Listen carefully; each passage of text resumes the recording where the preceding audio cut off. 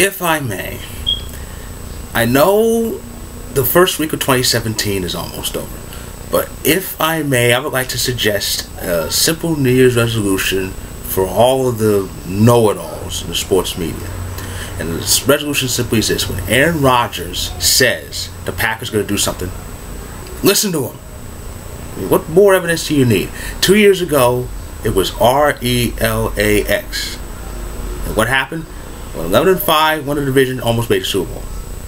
And this year, we started 4-6, and all those brainless morons in the sports media said we weren't going anywhere, had the nerve to question Rodgers' ability.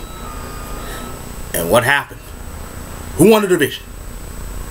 Do I have to spell it out for you like Enzo and Cass? P-A-C-K, Pack? Do I have to sing it? We're still standing tall in the NFC. Winners of the North Division. Next up is NYG.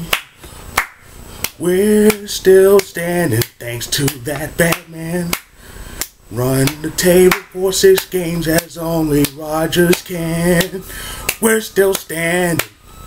Go, Pack, go. We're still standing. Go, Pack, go. And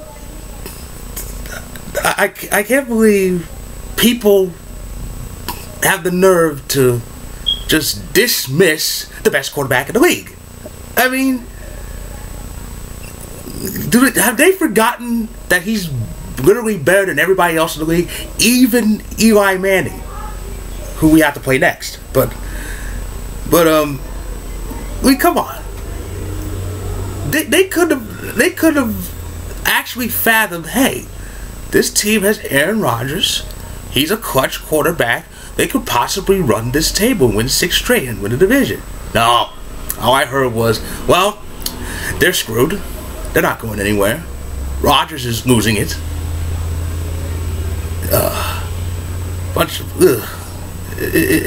It gives me hives.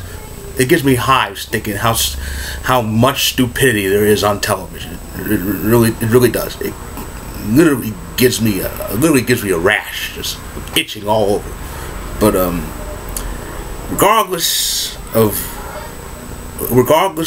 what any of those clowns say, by the way, most of those people in the media, their IQs are smaller than the number Rodgers wears. Regardless of what any of them say, we did what Rodgers said we were going to do. We won the division, we ran the table, and we are now in the playoffs for one of the final 12. How fitting, hence the number. We're now one of the final 12, competing for that Lombardi Trophy. The drive for 5 continues. Now, before we took the field, we actually locked in a playoff spot, and that was oddly thanks to the Giants. Entering week 17, Washington had to lose in order for both the Packers and Lions to get in, and it was pretty close. I was watching that game I was watching that game mostly on NFL Red Zone, and which kept switching back to others, but it was on the Giants long enough, and it was pretty iffy. But the Giants pulled it off. They knocked off Washington, and now Cousins is left wondering what happened. It's weird. It's weird. The fall off wasn't that great. They were 9-7 last year, and they were 8-7-1 this year. That's not a big decrease, but the East got better because both Dallas and the Giants simply kicked ass, and Washington ended up being victims of circumstances. So really, no one's to blame. No one's to blame. No one on that team's to blame. Just circumstances. But regardless, Washington's out. As far as the other things that need to be decided, Atlanta got the second first round bye, and Seattle is locked in at number 3 in the conference. They will face the Lions. That's in the Lions. They still got in, even though they lost the game. They still got in because Washington lost. So at least Detroit still has one more game, at least, to play. which is one more than the Vikings. Am I right? But just wanted to let that sink into any stupid people who thought the Vikings were actually going to do something. But yeah. So that's the NFC section. That's the NFC section. Now off to the AFC, where there wasn't much to settle, but it was still kind of intriguing. All 6 spots were clinched entering Week 17. It was just a matter of positioning. Home field was still up for grabs, but New England easily got that. They easily got that. They blew out Miami, and they locked up home field. So the road to the AFC goes to Foxborough. The only real drama was the AFC West, and unfortunately the Raiders were playing their first game sans Carr. And even worse, their backup got lit up. So now they're without 2 quarterbacks. And they ended up getting blown out in Denver, who had nothing left to play for except winning record, which they got, 9-7. And Kansas City made mincemeat out of the Chargers,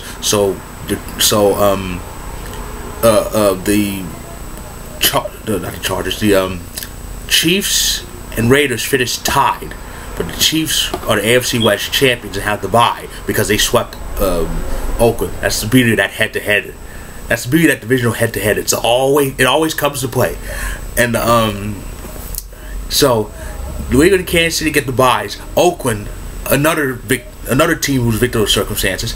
Oakland went from possibly getting home field, then the injury happened. Now they have to go on the road on Wild Card Weekend against a subpar Texans team, and that's, well, I say so semi-respectfully. I mean, the Texans are a good team. They are good. They have to be. They won back-to-back division titles.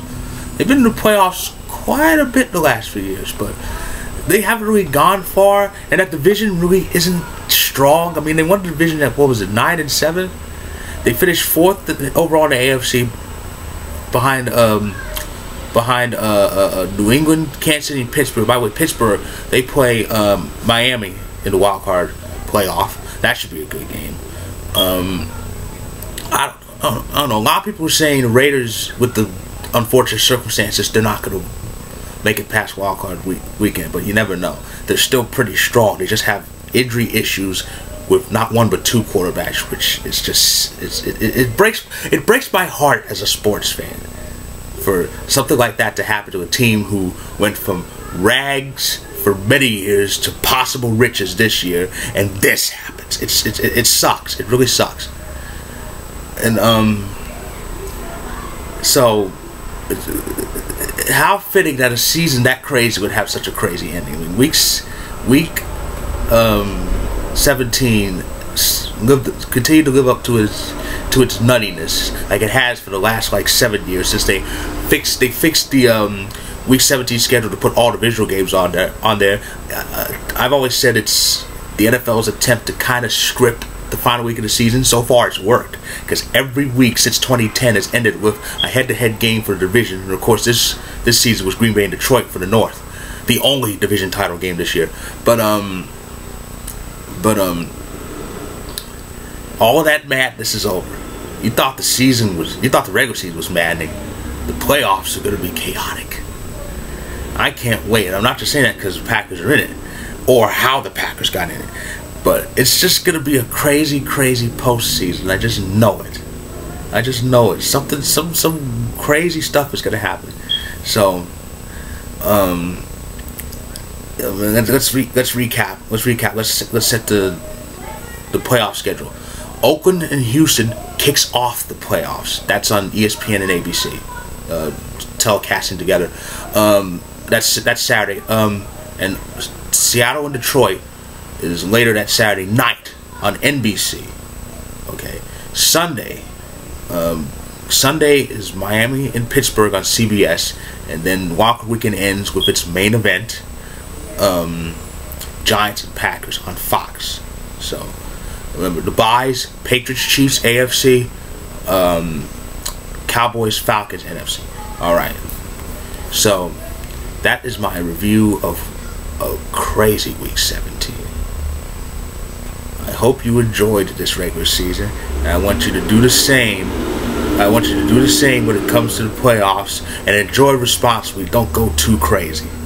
So, with that, I'll say good day, football fans, and until next week, when I review the wild card playoff round.